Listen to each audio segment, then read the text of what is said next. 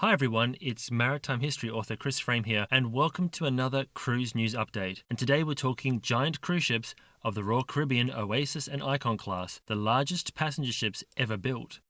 Can you believe it's been 15 years since Oasis of the Seas smashed the size record when it entered service in 2009? Oasis was the first ship to exceed 200,000 gross tons, and the giant cruise ship pushed the boundaries of what was possible with cruise ship design like no other had before her, achieving a size and scale that experts in the 1980s and 1990s thought was the stuff of fantasy. Clocking in at an impressive 226,800 gross tons, Oasis of the Seas is 73,000 gross tons bigger than the previous holder of the record, the Freedom Class Liberty of the Seas. Now, with gross tonnage being a volume measurement, in other words, she's more than a QE2 size bigger in terms of internal volume. That's a lot of space. To mark the 15th anniversary of Oasis of the Seas, Royal Caribbean are treating the ship to a refurbishment, currently being undertaken at Cadiz in Spain. Much of this work involves maintenance, inspections, and an overhaul of the technical equipment that can only be completed when the ship is at a dry dock facility. At the same time, Royal Caribbean will spruce up the ship's already impressive interior,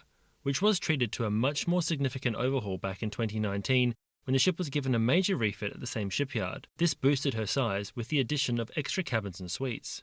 At the same time as Oasis of the Seas is in dry dock, Royal Caribbean is also well underway with plans for the next biggest ship in the world, the third Icon class ship. As noted, the Icon class is even bigger than the Oasis class, with the upcoming Icon class ship set to make its debut in 2026. The keel laying ceremony saw the yard lay the first building block for the ship, with the keel commonly referred to as the backbone of the ship. It's a structure that lies at the bottom of the hull, and basically it supports the construction of the rest of the ship. In days gone by, the keel almost resembled the spine of a vessel, with much of the rest of the hull being built off this internal structure. However, these days ships are built with blocks, prefabricated on the dockside before being laid into the dry dock during the construction period.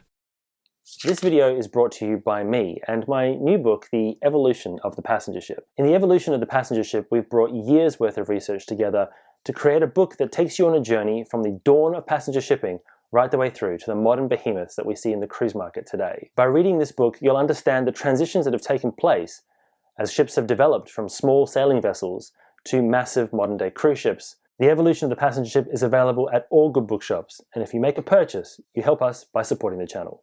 Thanks so much, and now back to the video.